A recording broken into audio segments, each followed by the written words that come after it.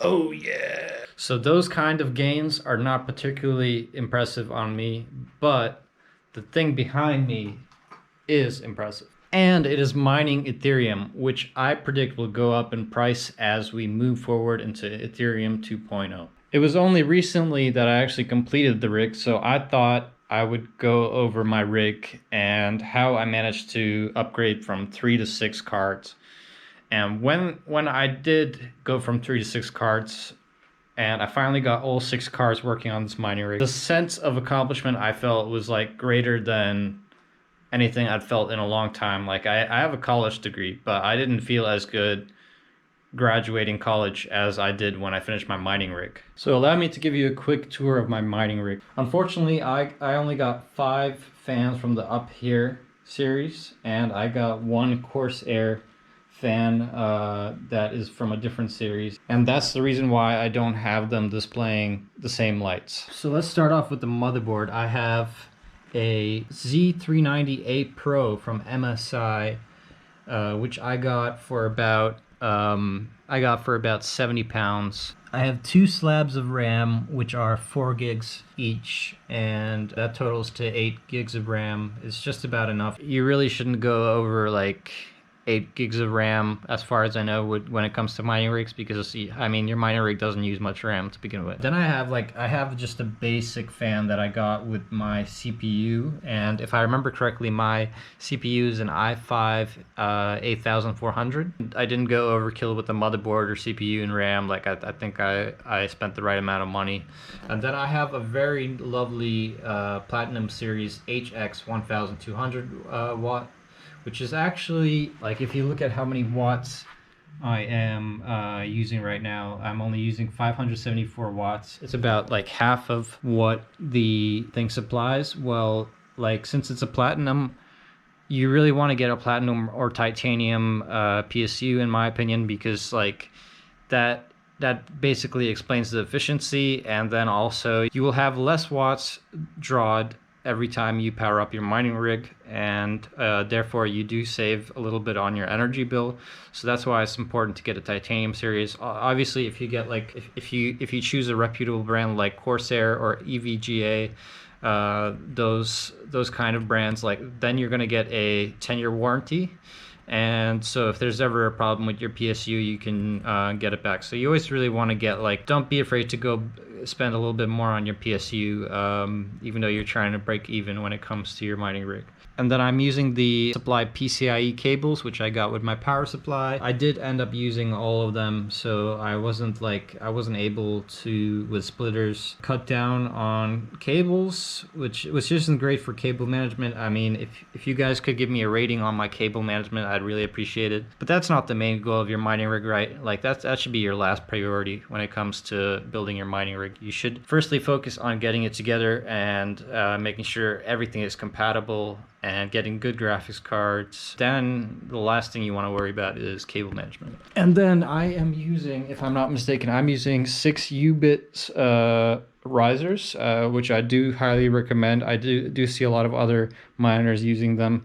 And the thing is, even though some people say don't use Molex, I've had no problem with Molex whatsoever. What people say about Molex is that you want to kind of use only 2 connections, but I'm sure there's some miners out there who use all 4 Molex cables, Molex ports. People just don't know much about Molex.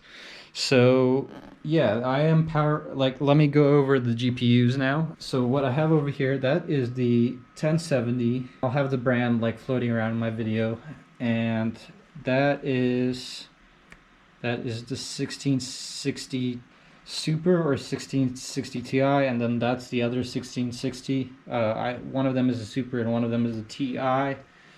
Let me give you another angle. So yeah, these are like the blower models, which only have 1 fan, and then you have the 1070, which is kind of acting strange. Like the fan powers on and off constantly, and the majority of the time, actually, the 1070 fan doesn't turn on, and which is kind of weird.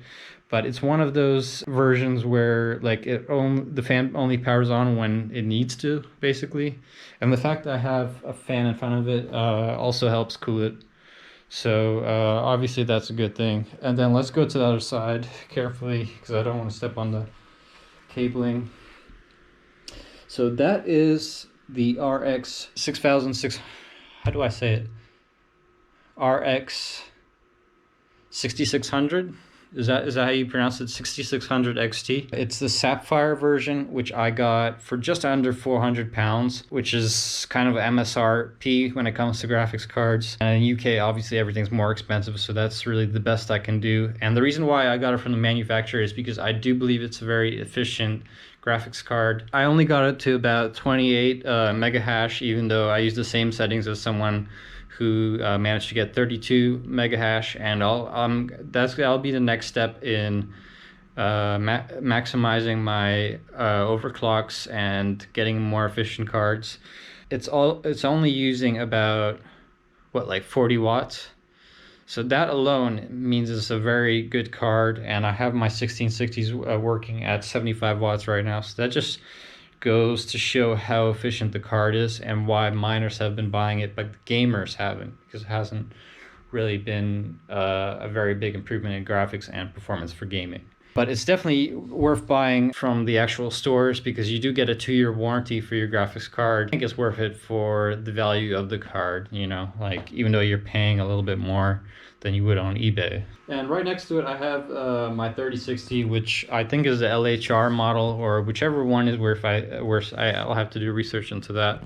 But there's one version of the card which is just like, it's running at a lot lower hash rate than it used to. Like apparently it used to do like 45, 50 mega hash, and I don't know what happened. So unfortunately, like I'm not getting as much return on that card, and I did pay about like I think 500 pounds on that, which is a really big disappointment because it's doing like just about the same as my 1660s, which I got for 200 pounds less, you know, and I do live in the UK, so obviously prices will be inflated.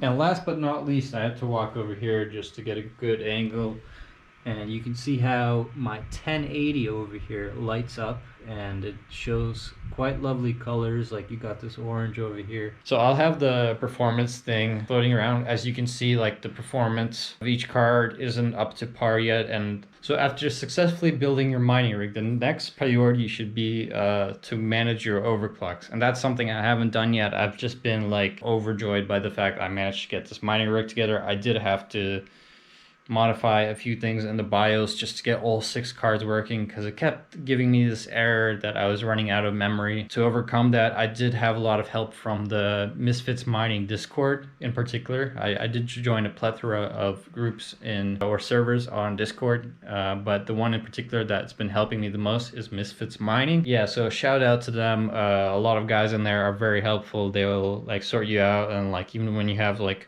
some kind of embarrassing issues, like you know they're not very judgmental. They'll really help you. I'm eternally grateful for all the advice I got from there. Unfortunately, due to some really silly mistakes, I did go through a few motherboards. I went through MPG Z390 Gaming Plus motherboard from MSI, and I went through the slightly lesser version MSI Z390A Pro, and basically what ended up happening is I screwed up the CPU socket rods, and it's still like not 100% clear. I can narrow it down to some cables that I used that were either improper or I did not properly plug them in. They are these ones, and so every time I screwed up a motherboard, and let this be a lesson to learn, you know, beginners and people who know nothing about computers, make sure that firstly you don't underspend on cables, PCIe cables. This is a 6 to 8 dual 8-pin cable, and I don't know what happened.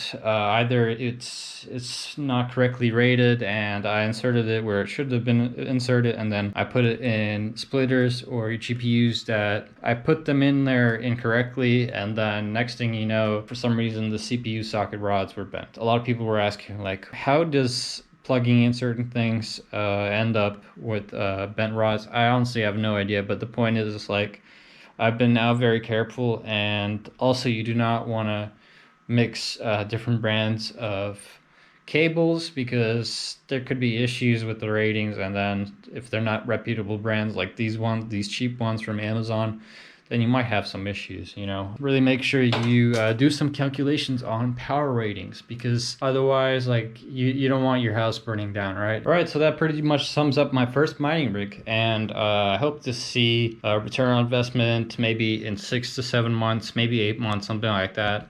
I really do see the price of Ethereum going up, maybe past the 10K mark, because of just all the value Ethereum brings. And technically you can ROI faster if you take into account the price fluctuations and the price rises. Obviously, I'm not providing financial advice on this channel. I'm not a financial expert. I do have to give that disclaimer when talking about volatile markets or whatever. Please subscribe if you enjoy this content. I do have a few other videos coming out, and even though this is mostly a political channel that focuses on conservatism and the importance of capitalism, stuff like that, I am now sort of shifting to crypto related videos, because I just have so much to talk about when it comes to crypto videos. I do have a Helium video coming up. I do have a Chia video coming up. And I do have a lot of other node related cryptos that I'm either fond of or critical of, and I'll give my analyses for all of those, and hopefully you get some insight into those cryptos. So yeah, don't forget to smash the like button and comment to help me beat the algorithm, because at the moment this channel hasn't been getting that much traction. Any comments, likes, and then last but not least, subs would really be appreciated, because it really helps the channel grow.